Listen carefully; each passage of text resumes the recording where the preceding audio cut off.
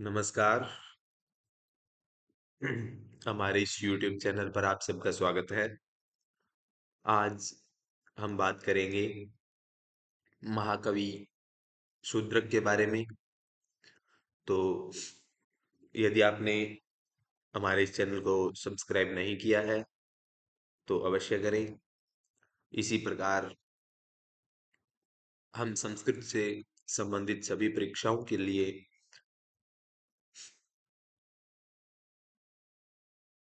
प्रश्न श्रृंखलाएं और विषय लेकर आते रहेंगे। तो आज है महाकवि शूद्रक।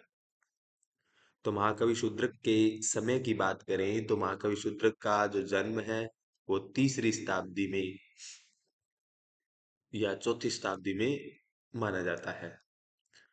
और इनका जो जन्म स्थान है वो दाक्षिणात्य है। ठीक है। स्कंद पुराण में इनको दाक्षिणात्य आंध्र भृत्य कहा है।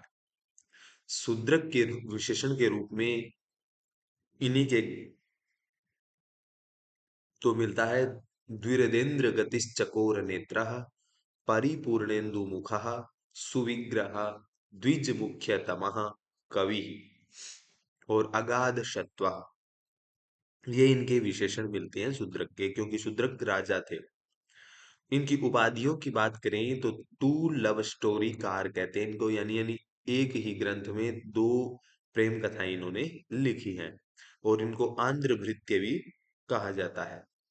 इनके अन्य नाम की बात करें तो शिमुक या सीमुक मिलता है। इनके दो नाम मिलते हैं, सिमुक या शिमुक। ये युद्ध के प्रेमी, सतत जागरूक, वेद वेताओं में श्रेष्ठ थे, तपस्वी और शत्रुओं के हाथियों से मल्ल युद्ध करने के इच्छुक शूद्रक नाम के ये राजा थे। स्कंद पुराण में शूद्रक को आंध्र भृत्य कहा है। क्या कहा है? आंध्र भृत्य।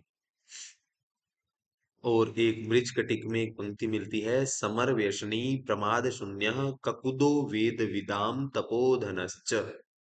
इनकी कृतियों की बात करें तो मृच्छकटिकम प्रकरण ग्रंथ है, बहुत महत्वपूर्ण ग्रंथ है, इसको आप ध्यान दें।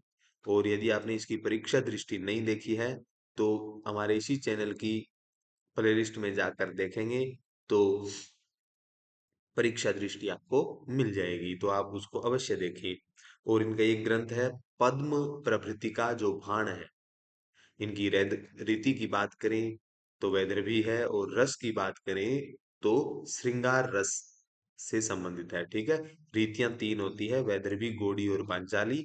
और उन्हीं रीतियों में वैदर्भी गोडी में ये लिखते हैं। जैसे कालिदास जी की भी वैदर्भी रीति है, उसी प्रकार से शूद्रक ने एक ग्रंथ लिखा है मृच्छकटिकम। तो ये बहुत महत्वपूर्ण ग्रंथ है, कई परीक्षाओं में पूछा जाता है, तो आप इसको याद कर लेंगे।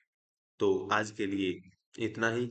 शीघ्र एक नए विषय के साथ उपस्थित होऊंगा। तब तक के लिए नमः संस्कृताय।